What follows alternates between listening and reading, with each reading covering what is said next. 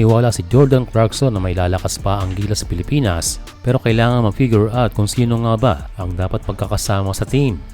And Coach Tim Cone naniniwala na ibang level kung may Kai Sotto sa Gilas.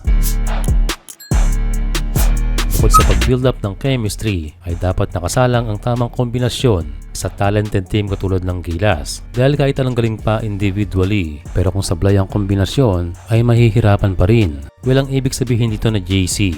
Unang-una ay mailatag ang best lineup or mabuo ang tamang kombinasyon ng mga players. Sa bawat positions, dapat effective ang player, formula point guard hanggang sentro. With naniniwala tayo na kayang punan ni Clarkson ang butas ngayon ng Gilas at ito ay ang 3-point shooting. And syempre kanyang napatunayan na yan noong World Cup 2023 na kung saan ay meron siyang 5 3. And yes, nandiyan na yung talento ng Gilas, pero ito ay magiging effective sa tamang system at rotations. And in fairness to Coach Tim Cone, sa mga nagdaang kompetisyon ay halos lahat nagagamit. And kung sakaling pumasok sa JC, possibly ay we can see a lot of Carl Tamayo na kung saan ay humahalili sa oras ni Justin Brownlee. Sa mga sinabi ni JC ay magmamaterialize lamang yan kung magkakaroon talaga ng sapat na preparasyon. And yes, nakadesign ang system ni Coach Tim Cone to anticipate the cramming of 10-day practice. Pero iba pa rin ang hinog na ensayo kaysa sa hilaw na practice. And given na si Clarkson ay hindi pa adapted sa bagong system ni Coach Tim Cone, ay hindi rin uubra ang 10 araw na ensayo.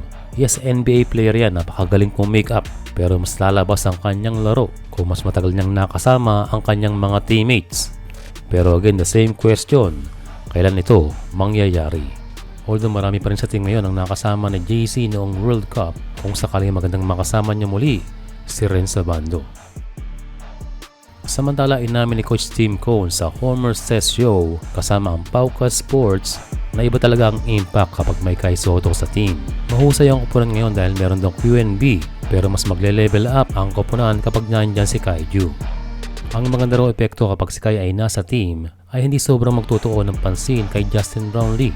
Malaking bagay daw ang court vision nito dahil nakakatulong sa production ng ibang players. Dagdag ni Coach Tim ay makakatulong ito sa rotation ng mga big man or lagi magkakaroon ng fresh legs dahil mas makakapahinga or hindi masasagad ang ibang big man. Nagko-compliment siya kay AJ Edu at pansin natin na mas maganda ang laro ni Junmar kapag naandyan si Kai. Hindi man sobrang mobile si JMF, pero sa mga pasal ni Kai at pwestuhan ay lalabas ang kalakasan ni Junmar Fajardo. And so isang solid na team ang hiling ni Jordan Clarkson. Naniniwala siyang malaki ang potensyal ng ating koponan. Pero lahat ay magmamaterialize kung bibigyan talaga ng sapat na panahon ang ating national team.